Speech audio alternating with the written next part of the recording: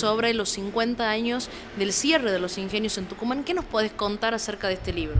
Bueno, eso es una culminación porque yo ya tengo mucho material en mis otros libros, porque Santa Lucía fue un ingenio azucarero que cerró hace 50 años.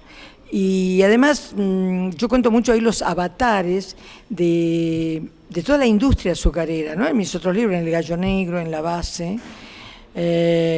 Y este libro lo que cuento es de todos los ingenios, lo que pasaron acá, que eso sucedió en 1966, cuando se implantó acá en Argentina una de las tantas dictaduras que tuvimos.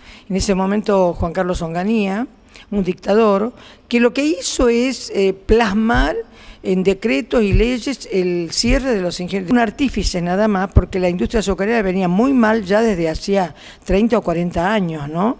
Porque fue una industria que durante muchos años estuvo subsidiada, y esto no pasó antes porque vino Perón, estuvo en el medio desde 1943, cuando Perón no era todavía presidente. Estamos hablando del Perón, secretario de Trabajo, y Bienestar de Trabajo y Previsión Social.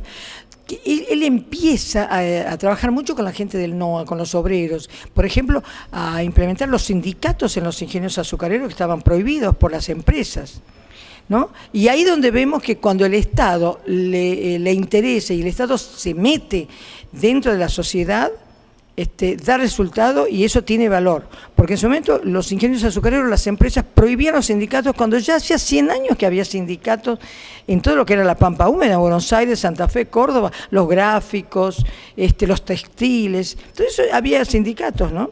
Menos en Tucumán y en el NOA, porque las empresas acá eran muy fuertes. Y entonces viene Perón, ordena, y entonces se forman los sindicatos desde 1945 en adelante, se forma la FOTIA. Y ahí empieza también toda una cosa vengativa con hambre de justicia, y empiezan la FOTIA y los sindicatos un comportamiento terrible contra las empresas. Fue en una charla el año pasado, a principios del año pasado, en una charla acá con otros amigos, con otras personas, diciendo que hablábamos del bicentenario, eso fue. Y entonces yo le decía que, bueno, y surgió también ahí esto de Onganía, cuando habían cerrado los ingenios, cuando nos habíamos ido del pueblo, y digo, mira, hace 50 años, y ahí con otro amigo también dice, habría que describir y contar qué es lo que pasó, porque fue un gran problema social, familiar, político, económico, muy, muy grave, ¿no?, que pasó en esos años, cuya culminación fue en el año 1966. Pero ya empezó en 1960 en adelante, fue toda una década, ¿no? Una década infame que tuvimos también nosotros. Ahí surgió, y ahí me puse, yo tenía mucho material, soy medio especialista yo en ingenios azucareros, así que y bueno, y armé este libro. Cuenta también un poco la historia de una mujer que salió a hacer frente también, ¿no?, a esta lucha que tenían muchos empleados cuando cerraban los ingenios. Sí, Hilda Guerrero de Molina. Bueno, Hilda Guerrero de Molina, santaluceña, nació en Santa Lucía, y ella habían echado al marido de ella en Santa Lucía, que hubo 2 o 3 tandas que despedían personal. Uno de ellos fue antes que cerrara el ingenio. Y ella iba a una reunión de muchos obreros de muchos ingenios en Bella Vista en 1967, en enero. Y en esa reunión es cuando la policía la mata a ella. Entonces quedó como un símbolo del cierre, la defensa de las fuentes de trabajo. Y más importante que Hilda Guerrero de Molina en Santa Lucía fue doña Aide de Aguilar, que realmente fue la mujer luchadora de muchos años. Hilda Guerrero de Molina es la culminación y es el símbolo de un momento determinado, que a ella la matan. Pero la gran luchadora, la que tuvo historia contra las empresas azucareras y la defensa de fuentes de trabajo, hay que reivindicar a doña Aide de Aguilar, en Santa Lucía, por ejemplo. Y después muchas otras mujeres en el ingenio, que yo lo cuento en el libro.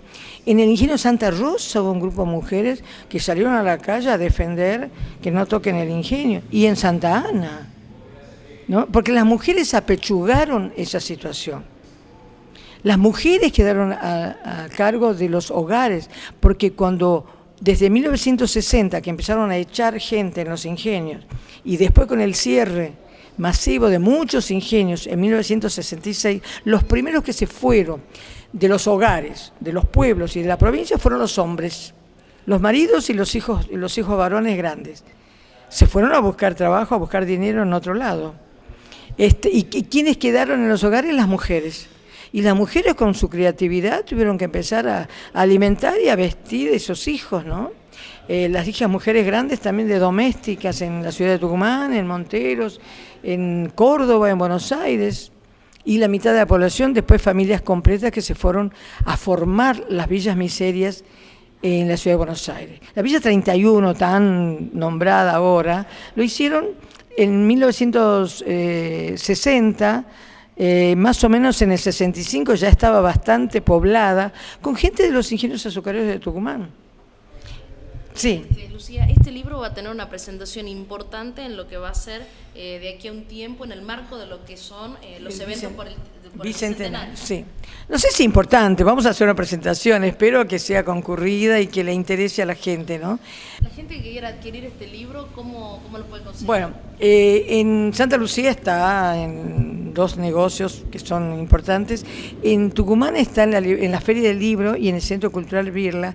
Y creo que desde mañana, porque me dijeron que lo mandan acá a los kioscos. Como en general mis libros durante el primer año, 6 meses, yo lo hago circular por los kioscos de diarios y revistas. Y es una linda forma para que la gente en los pueblos, porque no es fácil hacer la distribución de libros en librerías y todo, y para andar pueblo por pueblo llevando, es un gran problema. Pero la gente tampoco compra muchos libros, pero por lo menos para hacerlo.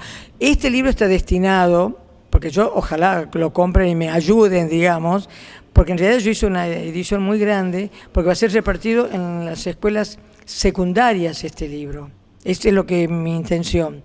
Empiezo por los ingenios cerrados, Ingenio Amalia, que voy a ir el lunes, y después, bueno, iremos a otros pueblos. Y después, porque es la edad donde estos chicos tienen que conocer un poco la historia nuestra de los últimos años para ver por qué Tucumán es como es. Tucumán nunca se recuperó de esa gran tragedia que fue 1960 y 70. Aún hoy Tucumán está pidiendo plata a la nación para pagar los sueldos. Los cañeros están haciendo huelga para arreglar el precio de la caña.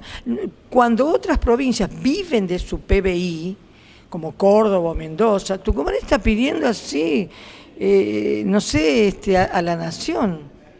Digamos, el libro nos va a ayudar un poco a entender la historia y la actualidad de la provincia. Espero haber contribuido a eso, y yo siempre digo que mis libros sirven para un poquito más, yo lo ofrezco, para la gran historia de nuestra provincia.